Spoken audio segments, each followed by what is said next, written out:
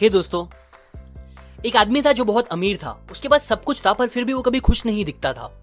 ये देखकर एक दिन ऑर्थर ने उससे पूछ लिया कि तुम्हारे पास तो बेसिकली सब कुछ है, फिर क्यों तुम हमेशा इतने सैड और टेंशन में दिखते हो। तब उस आदमी ने कहा, ये लग्जरी कार, बंगलो और पैसे होना क्या फायदे का जब मेरी वाइफ और मेरी फैमिली ही मुझसे प्यार नहीं करती। इंसान की जो दो सबसे डोमिनेटिंग इमोशंस है वो है लव एंड फियर। और मेरा पर्सनली मानना है कि लव की फीलिंग फियर से ज्यादा पावरफुल होती है। प्यार एक कमजोर इंसान को इतना पावरफुल बना सकता है कि वो अकेला पहाड़ तोड़ के उसमें से रास्ता बना दे, और दूसरी तरफ एक स्ट्रॉन्ग हेल्दी अमीर इंसान को इतना कमजोर बना दे कि वो खुद के हाथ से खुद का खाना भी ना खा पाए। मैं दूसरी फीलिंग्स का तो नहीं बोल सकता, बट हाँ, हर इंसान को अपनी लाइफ में प्यार की बहुत ज्यादा जरूरत होती है। भले से आपके पास सब कुछ हो, पर अगर आपको कोई प्यार करने वाला ही नहीं होगा तो आपको दुनिया एकदम वेस्ट और बेकार लगेगी। और भले से ये बात हम कभी बोले या ना बोले, बट हम सब अंदर से चाहते हैं कि हमें एटलीस्ट हमारी लाइफ के कुछ खास लोगों से बहुत सारा प्यार मिले, जैसे अपने पेरेंट्स या बच्चों का प्यार, अपनी लाइफ पार्टनर का प्यार और एंड में अपने दोस्तों का प्यार। ऑथर गैरी चैपमैन, जो कि मैरिज, फैमिली और रिलेशनशिप एक्सपर्ट है, वो बताते हैं कि हर इंसान के अंदर एक इमोशनल लव टैंक होता है जो और किसी चीज से नहीं, बस उन कुछ खास लोगों के प्यार से भरता है। जब तक उन्हें वो प्यार दिखता और मिलता रहता है तब तक वो इमोशनली और मेंटली स्टेबल रहते हैं, इन शॉर्ट खुश रहते हैं। पर जब वो प्यार मिलना बंद होने लगता है तो वो लव टैंक खाली होता जाता है। तब इंसान मेंटली और इमोशनली अनस्टेबल हो जाता है, उसे कुछ भी अच्छा नहीं लगता, वो फ्रस्ट्रेट होने लगता है। और एट द एंड जब वो लव टैंक पूरी तरीके से खाली हो जाती है तब रिलेशनशिप्स में सारी बड़ी प्रॉब्लम्स आना स्टार्ट होती है, लड़ाई, सैडनेस और बाकी सारी बुरी चीजें, जो एट द वर्स्ट केस धीरे धीरे प्यार को खत्म कर देती है और रिलेशनशिप्स को भी।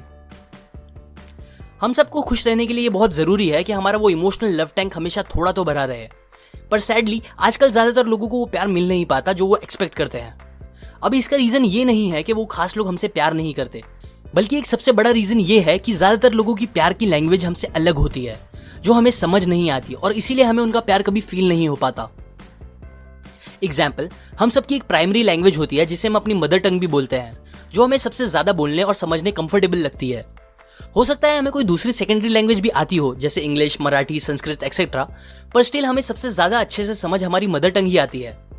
ठीक इसी तरह हम सबकी प्यार की भी अलग अलग प्राइमरी लैंग्वेज होती है जो हमें सबसे ज्यादा अच्छे से समझ आती है, और यही प्राइमरी लैंग्वेज हमारे इमोशनल टैंक को सबसे अच्छे से फुल कर सकती है। प्यार की टोटल 5 लैंग्वेज होती है, और अगर आप चाहते हो आपका अपनी फैमिली और अपने पार्टनर के साथ रिलेशनशिप कभी खराब ना हो और बस अच्छा होते जाए, तो आपको इन 5 लैंग्वेजेस का पता होना चाहिए। आपको पता होना चाहिए कि इन 5 में से वो कौन सी एक लैंग्वेज है जो उनकी प्राइमरी लैंग्वेज है, जो उन्हें सबसे अच्छा फील कराती है। और ये पता करने के बाद आपको उनकी लैंग्वेज में ही अपना प्यार उनको एक्सप्रेस करना चाहिए, जिससे उनका वो इमोशनल टैंक भी हमेशा फुल रहेगा। So let's begin. Love language number 1, words of affirmation. एक हस्बैंड और वाइफ में बहुत झगड़े होते थे। हस्बैंड अपने हिसाब से वाइफ को खुश करने के लिए सब कुछ करता था। वो मेहनत से काम करके वाइफ को पैसे लाके देता, कभी कभी घर के थोड़े बहुत काम करके अपनी वाइफ की हेल्प भी कर देता था, जिसके लिए उसकी वाइफ उसको हमेशा रिस्पेक्ट करती थी। लेकिन इसके बाद भी वाइफ को कभी ये नहीं फील हो पाता था कि उसका हस्बैंड उसे प्यार करता है। इस बात से हस्बैंड को बहुत चिढ़ होती थी, लेकिन यहाँ वाइफ की कोई गलती नहीं थी। ये बात सच थी कि हस्बैंड सब कुछ करता था, पर प्रॉब्लम ये थी कि वो कभी अपनी वाइफ को ये नहीं बोलता था कि वो उससे कितना प्यार करता है, क्यों प्यार करता है। वो उसकी कभी तारीफ नहीं करता था। उसे लगता था ये सब बोलना और बताना बस मूवीज में अच्छा लगता है, और रियल लाइफ में ये सब चीज की जरूरत नहीं होती। मेन प्यार तो अपनी फैमिली की नीड्स को पूरा करना होता है, जो कि वो हमेशा करता था। अब ये बात इतनी ही स्टूपिड है जितना किसी मलयालम बोलने वाले इंसान को हिंदी में कोई बात समझाने की कोशिश करना, और फिर इस बात से गुस्सा भी होना कि आपके इतना अच्छा हिंदी बोलने के बाद भी उसे कोई बात समझ क्यों नहीं आई। सिमिलरली सच तो ये था कि उसकी वाइफ को प्यार फील करने के लिए और समझने के लिए वो बातें ही सबसे इंपॉर्टेंट थी। उसकी वाइफ की प्राइमरी लव लैंग्वेज थी वर्ड्स ऑफ अफर्मेशन, पर उसका हस्बैंड एक दूसरी लैंग्वेज में ही उसे अपना प्यार एक्सप्रेस कर रहा था। वर्ड्स ऑफ अफर्मेशन मतलब ऐसी चीजें बोलना जो तुम्हारे पार्टनर को बिल्ड करे और उसे अच्छा फील कराए। एग्जाम्पल, आई लव यू बोलना, क्यों आप उन्हें इतना प्यार करते हो ये बताना, और हमेशा बताते रहना, बोल के, लिख के या कैसे भी। उन्हें एनकरेज करने वाली बातें बोलना, कॉम्प्लीमेंट्स देना, उन्हें हमेशा हर छोटी बड़ी बातों के लिए अप्रिशिएट करना। जिन लोगों की ये प्राइमरी लव लैंग्वेज होती है, उन्हें आप जब भी वर्ड्स ऑफ अफर्मेशन बोलोगे तो उन्हें बहुत अच्छा फील होगा, और तभी उन्हें आपका रियल प्यार भी फील हो पाएगा। पर जब तक आप उन्हें ये सिंपल सी बातें नहीं बोलते, तब तक उन्हें आपका प्यार फील नहीं हो पाएगा, और ना ही उनका लव टैंक भरेगा। Love language number 2, quality time.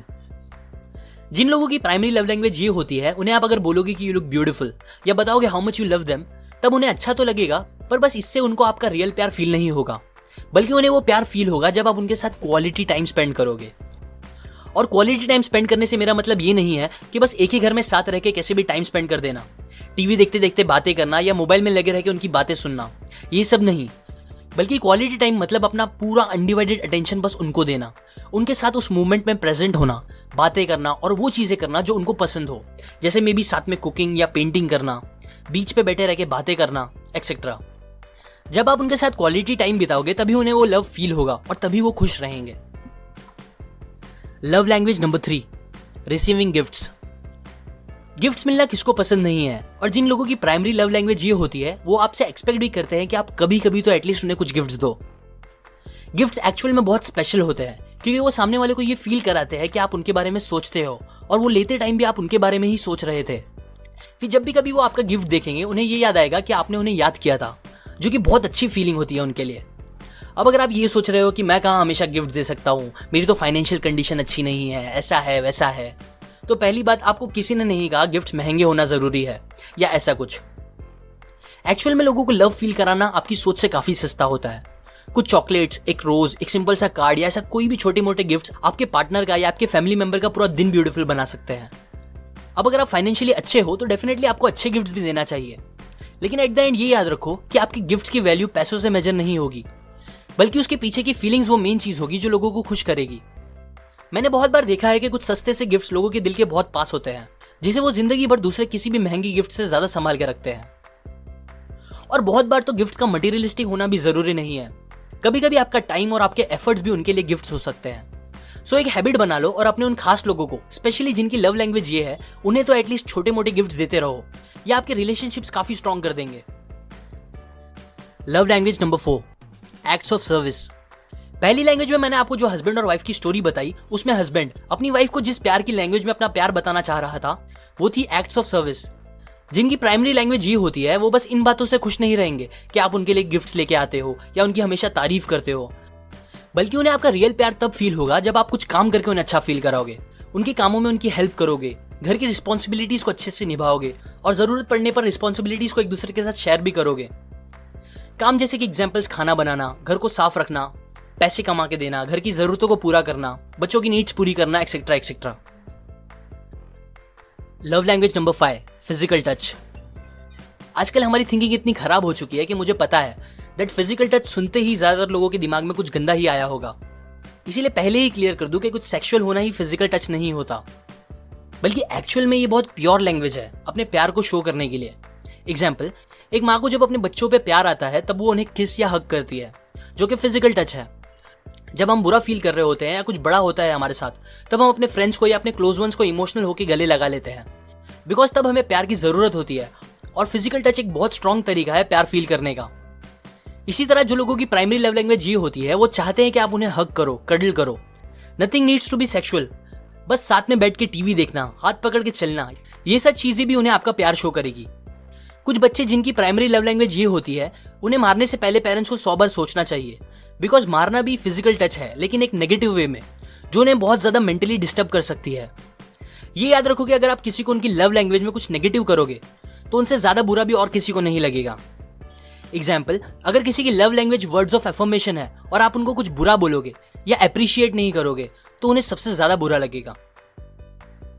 So to conclude, आप पता करो कि इन 5 में से आपकी खुद की और आपके उन खास लोगों की प्राइमरी लव लैंग्वेज क्या है, और फिर उसी लैंग्वेज में उन्हें प्यार फील कराओ ताकि उनका इमोशनल लव टैंक भर सके। आप कभी कभी इन सब 5 लैंग्वेज का यूज कर सकते हो, लेकिन सबसे ज्यादा आपको उनकी प्राइमरी लव लैंग्वेज का यूज करना चाहिए, बिकॉज वो ही सबसे ज्यादा इंपैक्ट करेगा और आपके रिलेशनशिप को उनके साथ अच्छा रखेगा। ये बात मैंने आपको the 5 love languages by Gary Chapman book से बताई है। अगर आपको इन लैंग्वेजेस के बारे में डिटेल में जानना है और बाकी बहुत सी अच्छी बातें जो आपके रिलेशनशिप्स को बहुत स्ट्रॉन्ग कर सकती है आपकी फैमिली, फ्रेंड्स और आपके पार्टनर के साथ, तो आप इस बुक की एक फ्री ऑडियो बुक ले सकते हो www.audibletrial.com/seeken से, या नीचे दिए हुए डिस्क्रिप्शन लिंक से जाके।